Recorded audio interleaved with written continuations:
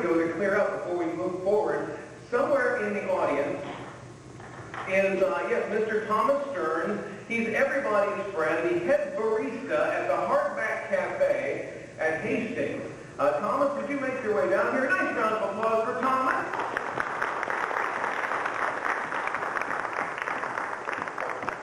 Thank you for coming, sir.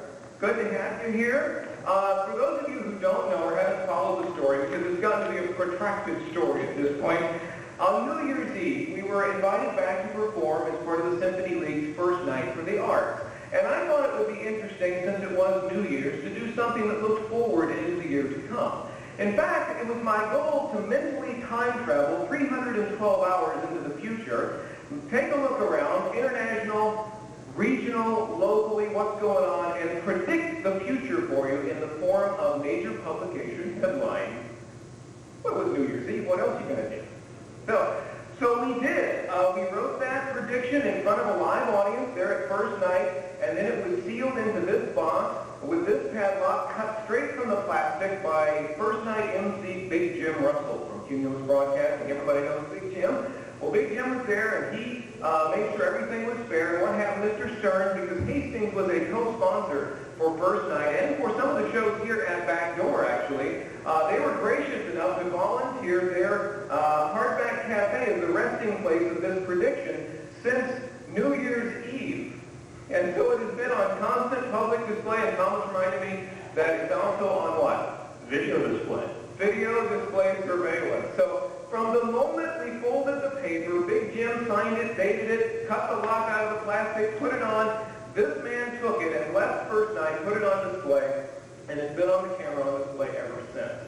The keys to this lock were put inside an envelope, which was then mailed to Backdoor Theater. So what we're going to do now is take a look at the predictions from New Year's Eve that were targeted for January 13th. Because that's the date this show was originally scheduled to take place. But things happen, don't they? Let's see. Let me get it a little bit. Well, working surface there. Put that down and don't do that again. I'm going to let you open this up. This was mailed, by the way, by Big Jim Russell from the mailbox in front of the Moffett Library. And it's got all the postmarks and everything. There's another envelope inside here with the keys that he cut out and mailed it here. And they told me, David and Larry here at Backdoor said we kept it in the safe. And if you've seen Backdoor's safe, you know that it's not been touched. That's a mama jump, that safe they have here. Anyway, Thomas, open that thing up there. And there should be an envelope in there, yes, it says do not open, hold to the shelf. You can tear that open too if you'd like. There should be some keys in it. Don't let them fall on the floor.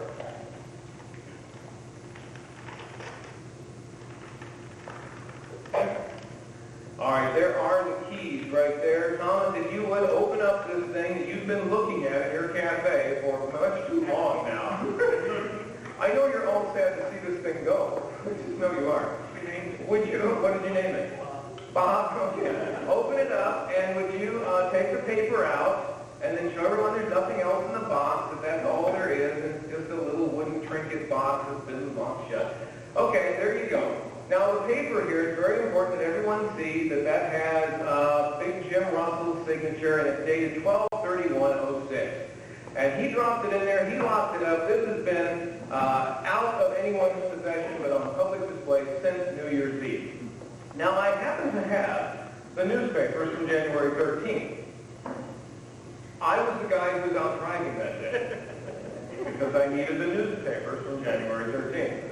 So let's take a look at the actual headlines. Now my goal was to go and look at national, international events, and so I wanted to target a headline that would let you know that I actually saw that, and so I chose USA Today as my target for that. And USA Today is actually a weekend paper. They do one paper that goes for the whole weekend. And their main international headline turned out to be, 2 weeks after that was written, failed job kicks off for Bush-Iraq plan. Of course, you remember that was about the time that the administration began telling us what we needed was a longer, bigger war. And that was the plan. So that is the USA Today headline. Now I'm going to take this for the very first time here and open it up. And of course, everyone can see the writing through the paper. We showed them that at first night. use your fingers over there as a helper here. Written December 31st, 2006, for Saturday, January 13, 2007, USA Today. And this is what I predicted. Bush sales show starts new Iraq, 4 new Iraq plans. Now, I told everyone when I did this that my target goal is 85%. Very seldom you get one just 100% literally right. But the actual headline, sales job kicks off for Bush Iraq plan, I got Bush sales show starts for new Iraq plan. I'll take an 85% on that. Okay. For regional news, I had the Dallas Morning News targeted. So this is the paper from the 13th of January. And the main headline, of course, is Winter Storm bears down on North Texas on one side. And on the other side, police foster mom delays helping girl. And that's interesting because my target for Dallas Morning News was foster mother delays help. But I'll take an 85% on that one too.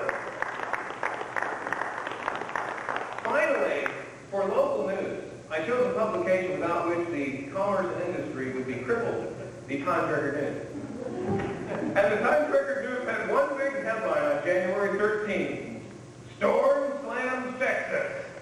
And there's a picture of all of us right there on the cover, shivering. That's ice storm. Yeah, anyway, that was their headline on the 13th. And my headline for TRN was Winter Ice Storm Texas. So again, I'll take an 80% on that one, right? Thank you. Now the interesting thing is that was New Year's Eve, targeted for January 13th, which is when this show was supposed to be. And of course the question came back from some of our friends at the cafe. It's like, well, Mr. Magician, if you can tell the future, how come you didn't know about the doggone ice storm, right? That's an interesting point. And I told people at first night that telling the future sometimes is a tricky business, and there are implications of doing these things. And so what I did was I actually sewed into my predictions a less overt prediction. We now are together not on January 13th, which is when these headlines were predicted, but we're together on February 3rd. The date for this show was chosen after the initial cancellation by Larry Sharp and David Thread, and about 200 emails that were bounced back and forth with me, and we're looking at who's free, when's the stage open, and all that. What you will see here is a little cryptic word puzzle. There are 3 predictions. Could have been 4, could have been 5. There are 3. We're here on the 3rd. If you start at the 3rd one and take the 3rd word in each prediction, you'll get a message. Storm delays show. It's good to have all of you here on February 3rd, 2007. It is going to be a good year. All right, sir. Thank you for your cooperation and for Hastings' continuing support of the arts in Wichita Falls. Please go